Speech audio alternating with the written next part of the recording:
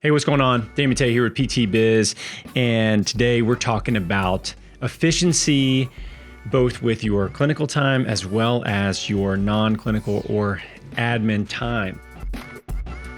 Backstory to this, I sat down with a functional med doc and I looked through her numbers, and what I'm going to share with you is something that's not specific to functional med.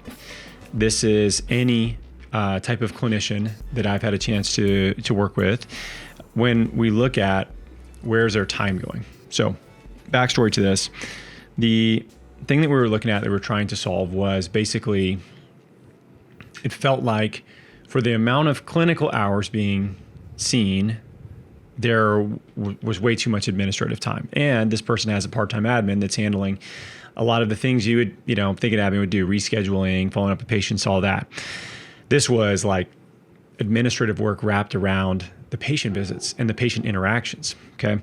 So this person was part-time in their clinic, and they were seeing 50 hours a month of face-to-face patient time. They were spending another 50 hours a month on administrative tasks. So 100 hours a month total is where they were at, with only 50 of that being dollar productive activities. So the average hourly rate that this person had for that 50 hours was $325 per hour. So let's say they're generating roughly $15,000 a month from that. That $325 though, if you add in the other 50 hours of clinical care, like it cuts the administrative side of the clinical care, it cuts their average rate in half, because half their time is being spent administrative and half their time is being spent forward facing. So that's a 1-to-1 ratio. And that's very, very high. When I asked her, I said, okay, well, if you want to get up to 100 hours seen of patient visits, then, you're going to have 100 administrative hours assigned to that as well. So that's 200 hours a month. And she was like, no, I would rather not see 100 patient visits. I would rather just stay where I'm at and not do that. That's just way too much work. And it's also like 100 hours of stuff she doesn't like to do, which is like prepping for patients, responding to patients, putting plans of care together, documentation, all of these things that are around it, right? Reviewing blood panels, all this stuff. So when you look at the total amount, the first thing that we looked at was, what are you spending your time on? And this is actually a really important exercise that you can do yourself. So one of the things we'll have people do is what's called a time audit. A time audit is where for a week, you write down in 15-minute increments what you're actually spending time on. And is that patient care? Is that administrative? Is that self-care? Is that, feeding yourself, lunch, sleep, everything. We want to track your entire week, like really a 5-day work week, let's call it that, in 15-minute increments. This is really tedious. It's kind of boring and slow to do, but it gives you a really good idea, if you're honest with yourself, as to like what it is that, you're spending your time on. So when we look at this, the goal should be that for the 100 hours of clinic hours seen of patient care, that this person gets down to kind of 20 to 40 hours of administrative care, okay, administrative time. So 100 hours of dollar productive activities, 20 to 40 hours of administrative time. That's way more manageable. And there's a few ways we're going to do that, because right now they're sitting at 50.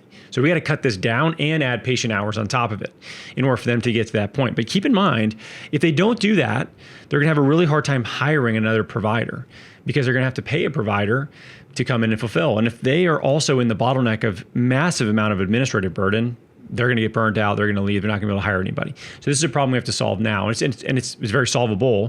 But there's a few factors. So if this is you and you're looking at this and you're saying, oh my God, I'm spending so much time on all these administrative, non-clinical tasks. Well, there's a few things. So first one is going to be your workflow. So you may be used to doing something a certain way, but that doesn't mean it's the most efficient way. Or maybe that's what you should be doing going forward. And I see this a lot where people are like, yeah, but I've been doing it this way for a long time. I'm comfortable with it.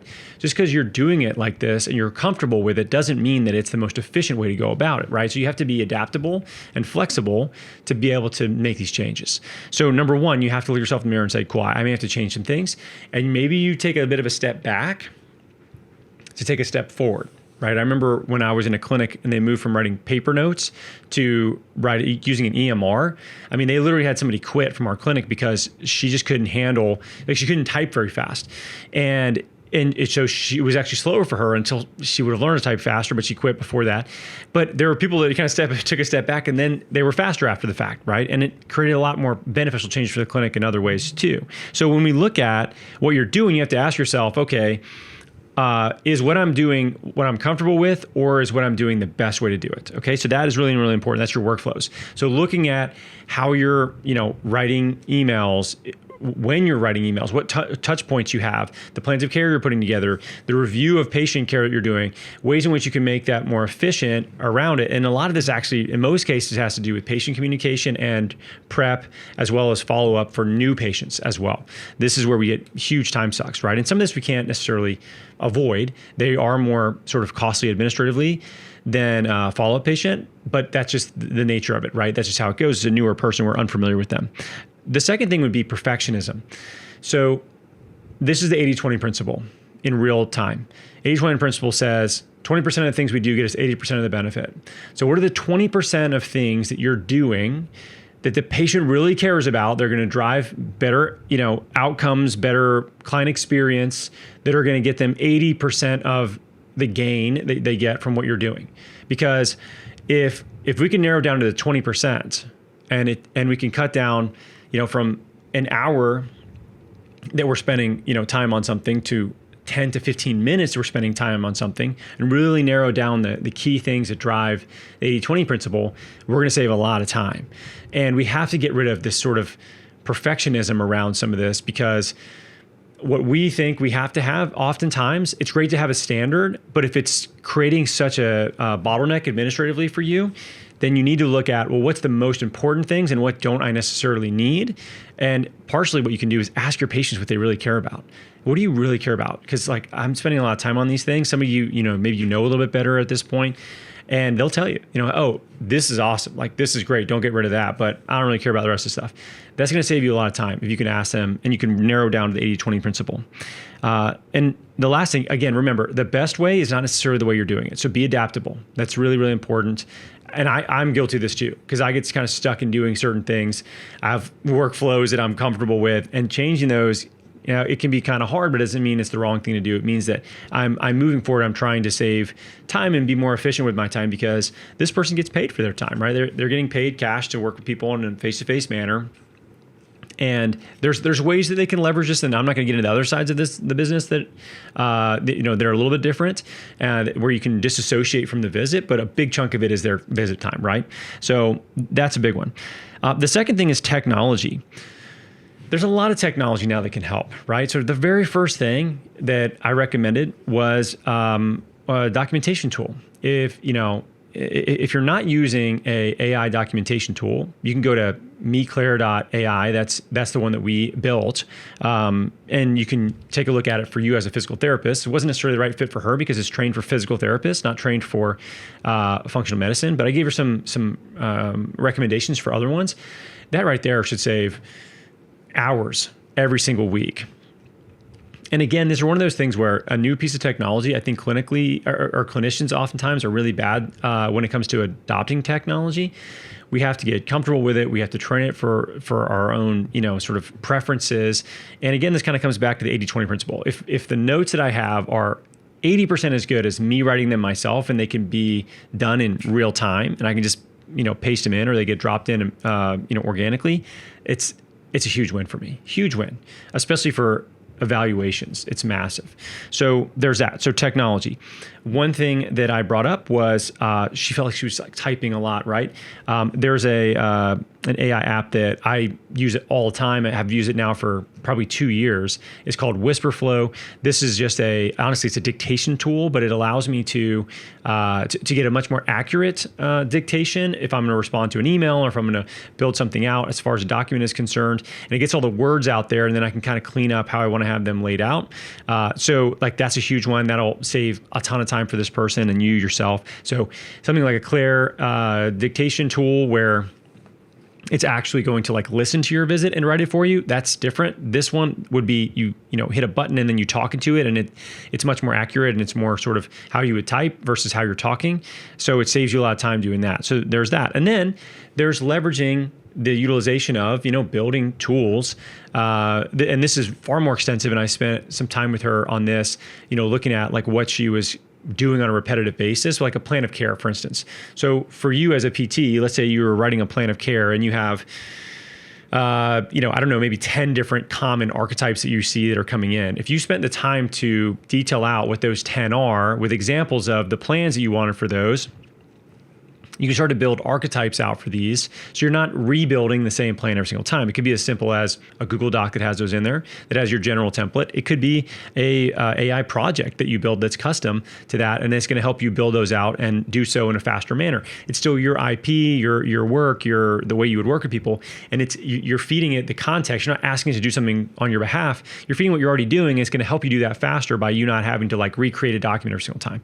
So this would be technology, right? So you using and leveraging technology in order to help get our time back, return some of the time. And what I told her was, think of yourself as like, you go to a restaurant, there's people like chopping up the vegetables and they're cooking the steak or whatever you're getting, right? And then there's that one chef that stands right where the plates come out before they go to the servers, and they check everything and make sure everything looks good. That should be us, as far as a lot of this administrative stuff is concerned. Like, we're the person who's touching base with the patient and is back and forth with the patient. But all this other stuff we can get help with, and we can use technology, we can improve workflows, and we can leverage AI and things like that in place to help us be more efficient with that time. The last thing is guardrails, and this is hard for us. Guardrails would be one of the things we were getting was a lot of like patient communication that was taking a lot of time. And she'd already done a good job of trying to build guardrails around this. Whereas like, look, if it's not a very simple thing, then we need to schedule a follow-up to make sure we get into this and that we're clear on everything. Because, a few minutes here, a few minutes there, every day, every week, every month, it's a lot of hours. It's a lot of hours. And keep in mind, like, this is what, you're doing. Like, this is how you get paid. So every time you say yes to this like one little thing, this 10 minutes here, this quick thing here, like, you're basically saying no to other things that you want to be able to do, which maybe you want to, hang out with your family. Maybe you want to be able to work out yourself. Maybe you want to be able to, enjoy other things outside of work. You're saying no to those things because you're saying yes to somebody else. And what you should be saying is, no, here's what you need to do if you want to work with me. And we feel bad about it. And I get it because I've been there myself, and I still kind of do. But you really just have to keep that in mind, right? Because if I'm saying yes to somebody over here, that means I'm not playing basketball with my son, or I'm not, going and swimming with my daughter. I'm sorry, I don't care who you are, but I'm not picking you over my kids, or I'm not picking you over, drinking a glass of wine with my wife, in the evening. Like, I'm not doing that. And so you have to put up guardrails around your time, and that can be a hard thing to do. So these three things are where we can get a lot of time back. And I would highly recommend that you go through a time audit. It's very simple. Every 15 minutes, you put down what you're doing, and you want to categorize those things as what they are. Are these patient productive? Are you actually working with patients? Are these administrative around patients? Are these other types of administrative, work that you have to do that maybe a true admin could do? How much of this is self-care? How much is sleep? How much of this is, things that you do on a daily basis? And you can really see, where is your work time going? Where are you spending your time? Maybe you're really efficient. Maybe you're not. Maybe you're spending a lot of time on lots of things you shouldn't be doing. And you can do things like this to get your time back. And if this person can get double their patient treatment hours and the total administrative burden stays the same or goes down, then we're in a good spot, because they're going to be able to double what they're making on a monthly basis, which also means they're going, and it's also what they like to do. They like the patient care side. So they get to do more of what they like, less of what they don't like, which is great. Reduces burnout, but also puts this person in a place to be able to hire another person and pay them, and hire a really good person, and not have to have them go through the same administrative, roller coaster of just not wanting to see more new patients because they don't want to do more administrative work.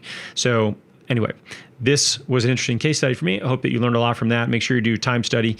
Make sure that you're focused on layering in a better workflow, technology to help you improve and save time, and then putting up guardrails where they need to be. So as always, thanks for listening and watching. Catch you in the next one.